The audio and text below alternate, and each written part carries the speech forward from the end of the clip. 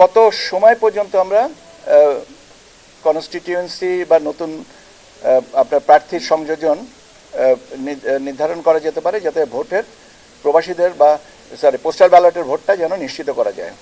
এখানে একটা relevant time একটা প্রাসঙ্গিক সময়ের একটা ব্যাখ্যা দরকার ছিল।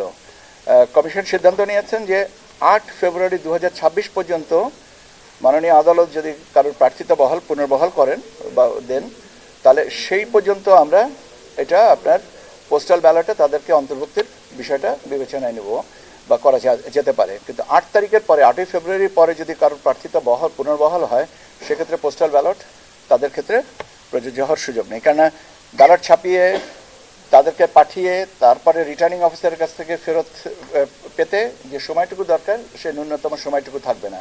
কাজে চেক আউট ডেট হচ্ছে 8 তারিখ, প্রাসঙ্গিক সময়ের সাথে সম্পর্কিত। আরেকটা বিষয় দৃষ্টিতে এসছে, সেটা হচ্ছে যে ব্যানারটা আপনার হরাইজন্টাল নাকি ভার্টিক্যাল। তো আমরা একটা ব্যানারের মাপ বলে দিয়েছিলাম যে 10 ফিট বাই 4 ফিট, এই হচ্ছে আচরণ বিধিমালায় এটা ব্যানারটা বলা আছে। এখন ব্যানারটা হতে পারে আমরা প্রচলিতভাবে এইভাবে, এখন ব্যানারটা যদি কেউ এভাবে করেন তাহলে কি সেটা ব্যানার না? তো এখন এই বিতর্কের ভিতরে না যে বরং আমরা ওই আয়তনের মধ্যে থেকে আপনার ব্যানারকে ব্যাখ্যায়িত করি। এটা রঙিন ব্যানার করার আমি একটু দেখে বলতে হবে, সম্ভবত করার কথা না, সাদা কালো ব্যানার করার কথা সেটাই। কিন্তু ডিজিটাল ডিসপ্লে বোর্ডে এটা রঙিনটা আসার কথা। এখন যদি কেউ এটা করে থেকে থাকেন বা পিভিসি যদি ব্যবহার করে থেকে থাকেন, তাহলে সেটা নির্বাচনী আচরণবিধির ব্যতিক্রম এবং সেটা রিটার্নিং অফিসাররা সে ব্যাপারে ব্যবস্থা নেবেন। আর আরেকটা জিনিস, গতকালকে আমি আপনাদেরকে বলেছিলাম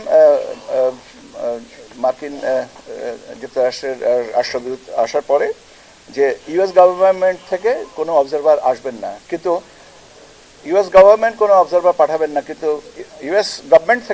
ইউএস থেকে অবজারভার আসার কথা আছে শুনেছি। সেটা হচ্ছে যে বিভিন্ন অর্গানাইজেশন আছেন, তারা ভলেন্টারিলি আসেন, যারা independent to the government system. তো সেই জিনিসটা ক্লারিফিকেশন, যেহেতু গতকালকে বলেছিলাম, হয়তো বলতে মানে এটাও ক্লিয়ার করেছিলাম। আচ্ছা, তাহলে আজকে ক্লিয়ার করে দিলাম যে ইউএস গভর্নমেন্ট স্পন্সার্ড অবজারভার আসবেন না, কিন্তু ইউএস থেকে অবজারভার আসবেন, তারা ইন্ডিপেন্ডেন্ট অবজারভার। আমি বলেছিলাম, thank you very much for bearing with me. তারা তো তালিকাভুক্ত হিসেবে, সেটা তো আপনার অবজারভারদের তালিকার পদ্ধতিতে যেটা আছে সেই পদ্ধতি অনুসরণ করেই আসবেন। কিন্তু যেহেতু একটা কথা আসছে যে তাহলে কি ইউএস থেকে কেউ আসবে না, সেই জিনিসটাকে ক্লিয়ার করলাম। এই মোটামুটিভাবে আমার কাছে এইটুকুই আপনাদের কাছে এখনকার জন্য ছিল।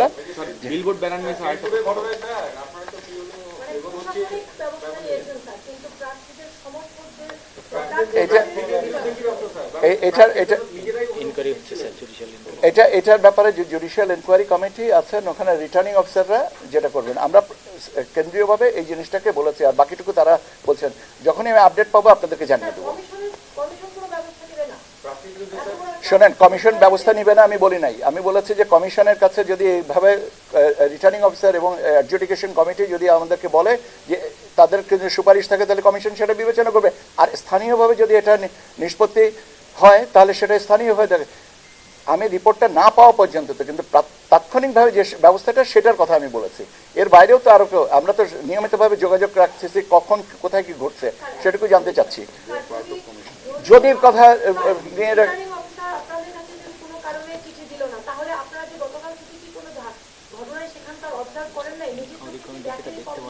ভাই, এটা তো অলরেডি আমি বললাম তো রিটার্নিং অফিসারকে।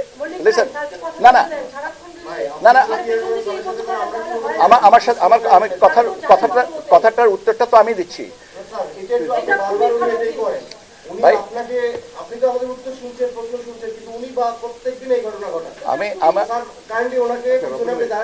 না না, এটা প্লিজ, আমার কোন অফিসার আমার পিছনে থাকবেন না থাকবেন সেটা আমার প্রাধিকারভুক্ত।